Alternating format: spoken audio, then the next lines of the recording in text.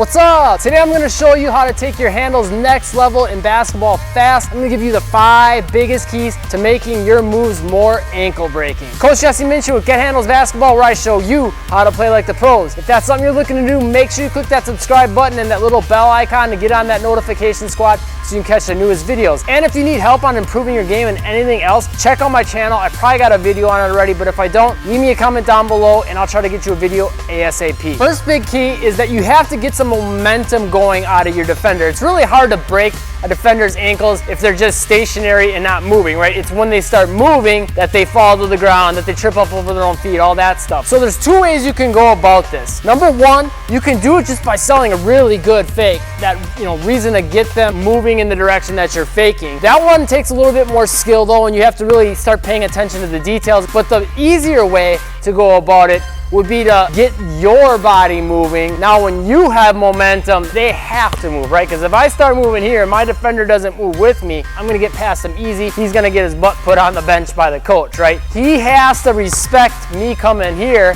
and he's gonna move, right?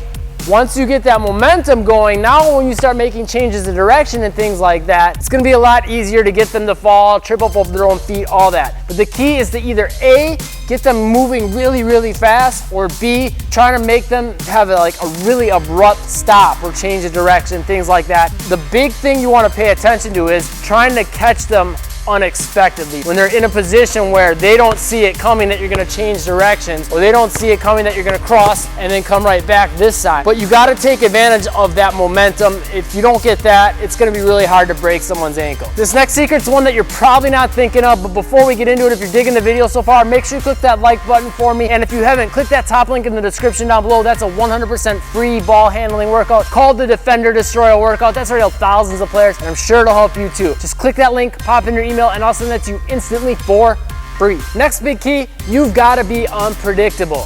If the defender knows what you're going to do, they can expect it, they can anticipate it, and it's easy for them to react and stay in front of you. You're not going to break their ankles if they know exactly what's going to happen. So some key tips to make sure that you're being more unpredictable. A couple things as far as what you're doing with your body, and then a couple things as far as what you're doing with your dribbling. So with your body, focusing on that you're having some stops, boom, coming quick and then stopping, right, once you get the momentum going, or some sharp changes of direction, or a fake change of direction. I mean, you can even break some ankles doing something as simple as approaching the defender quick, stopping, and then going again, because then they have to try to recover when you stop.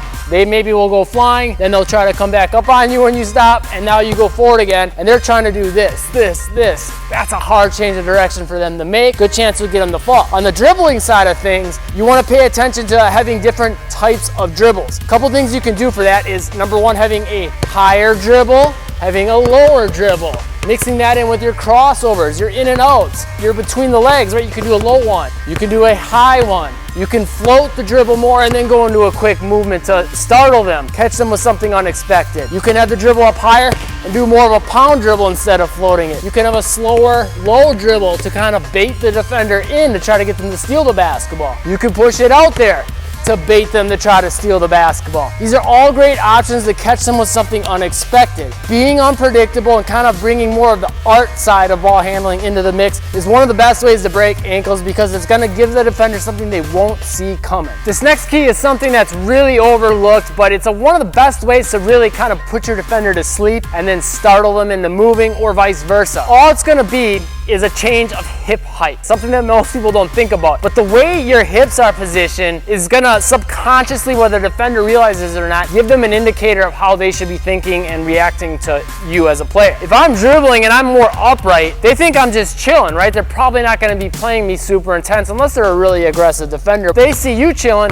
what are they gonna do? They're gonna chill a little bit more too. You can get them thinking that way, and then just by dropping down, boom, it looks like I'm about to do something, right? And they're probably gonna bite on that. That's a great way to get them to all of a sudden shift in this direction. Or maybe you could even just use this to start to blow by them, and by the time they start reacting, they're gonna fall back because they weren't ready to move, right? Because they're in an upright position as well. They have to bring their foot out and drop their hips down to really move quickly. So if they're upright, you're gonna have a really good chance of breaking their ankles. But you could also use this more coming from down low and then coming upright. What's that gonna do? Make them either freeze up, or B, try to close the gap on you because they see you kind of chilling out, and maybe they see it as an opportunity to steal the basketball, or that maybe you're gonna shoot. So they're probably gonna close the gap. Another way to get them moving towards you, and then if you can start to try to blow by them, again, that's a tough direction change for them to make. Or you could even come from that and go into a crossover. So they're coming from forward, you fake them that way, and then you come back that way. That's a lot for them to mentally process, react too quickly with their feet. They're not gonna be able to stay with all that stuff happening so quick, but it all comes back to focusing on your hip height, coming more upright and coming more down. Next big key we kind of touched on in the first section, but we didn't really go into detail, is selling your fakes. So this is more of like the technique side of things. When you don't have the ability to get a lot of momentum going, you can get defenders to have some momentum going by selling a really good fake. So some of the things you want to pay attention to when you're selling a fake, all it really should be is steps like if there's a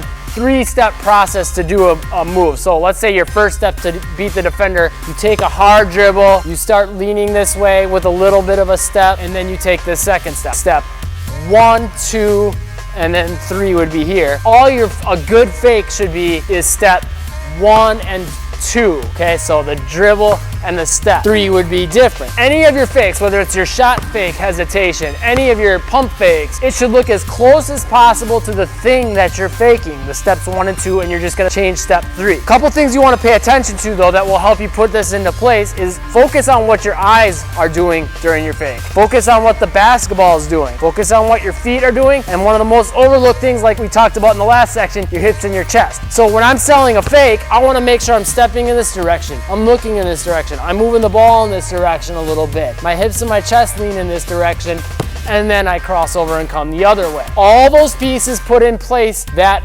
idea to the defender that, oh, he's about to go this way, and then you come the other way. If you want to learn how to take more of this stuff next level though, I'll have a link in the description down below for another video I have on YouTube called 8 Keys to Instantly Improve Your Handles. A lot of this stuff is covered in super detail there. That one will help you a ton with this element. Final big key, get close and be aggressive. Almost every ankle breaker that you see happens when the defender is close to the person with the basketball. You don't see too many guys getting tripped up over their own feet and falling and all that stuff when they're far away from the person dribbling the basketball. So you gotta be aggressive. You gotta get close to your defender, be strong with the basketball, and be strong with your body. Those are all big keys. Click that like button if those tips helped you out. Make sure though, when you're doing your moves for the most part, that you're gonna get tight enough to where you can touch that defender with your arm if you reach it out, or even closer. Because what's gonna happen is, number one, when you're that close, they think to themselves mentally, okay, if I'm here, I could take a good long step and get in front of them and seal them. So they're gonna bite on a fake a lot more when I'm here versus when I'm way back here. They have all this room to decide if they wanna move and whatnot, and if I take a step here, I'll take one more step here, and I'm still not even in front of them. Getting close mentally changes their whole perspective on what you're doing with your moves. It makes them react a lot more to what you're doing. But then the other part of it is that when you're close to your defender, what's gonna happen? There's a good chance that there's gonna be some body contact. They could trip over your foot, they could bump into your body. That's how you'll get a lot of ankle breakers as well, is getting close and having that body contact happening. So those are all the major ways to help you break some more ankles. If you found this video helpful and you want to get even more ankle breaking handles, I got some drills and a workout for you in a free ball handling workout called the Defender Destroyer workout. You can click the top link in the description down below, pop in your email, and I'll send it to you instantly for free. Turning out thousands of players, and I'm sure it'll help you too. Also, if you found this video helpful, make sure you check out this video and this playlist. You're gonna love those as well. Thanks for watching, stay tuned for more, and make moves today.